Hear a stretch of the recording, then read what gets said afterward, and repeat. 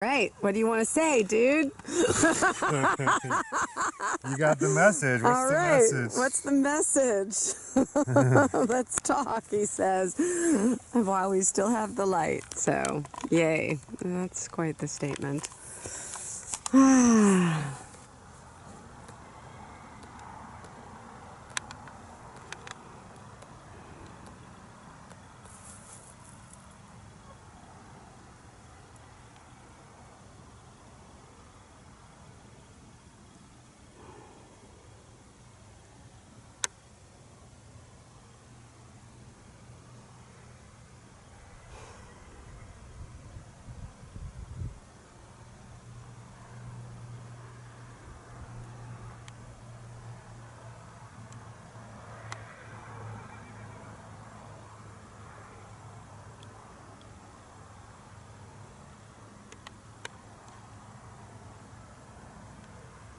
There was a word that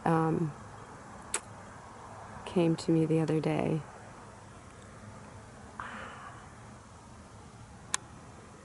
And it kind of represented a concept of what happens when we're not allowed to relate to all of our different parts in a healthy way. But that's more of a metaphor for it because it was used in regards to quantum mechanics.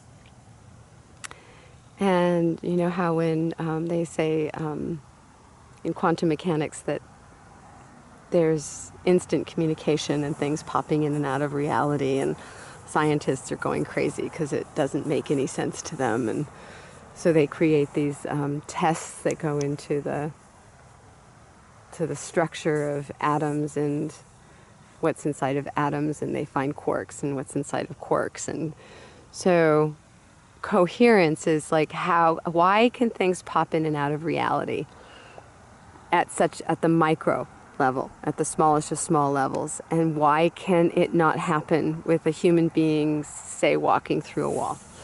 You know, and they say, well, it's because there are so many different energies happening in one body that it's not coherent, so it's decoherent. So decoherence was the word that I was looking at as far as what happens when a system can't see itself. It can't operate from a whole sense of self. So I took the decoherence of the way in which they were describing why things can't pop back and forth like they can on quantum level, and what happens to our perspectives in regards to when we're not able to actually, and this made me think of those times that my own psyche had decohered, and there were so many different voices happening all at once, and there was just chaos. And then there was times when like doors to other realities opened in my psyche, because the filters that I'd learned how to perceive this world in had been shifted through psychedelics and through different forms of consciousness. And I thought of having a conversation with you about that. And about decoherence, and what was your perspective and thought on decoherence? Because I thought, I bet Tyler might have something to say about that one. Well, I can't quite, at the moment, I can't quite connect to a train of thought in relation to myself so far.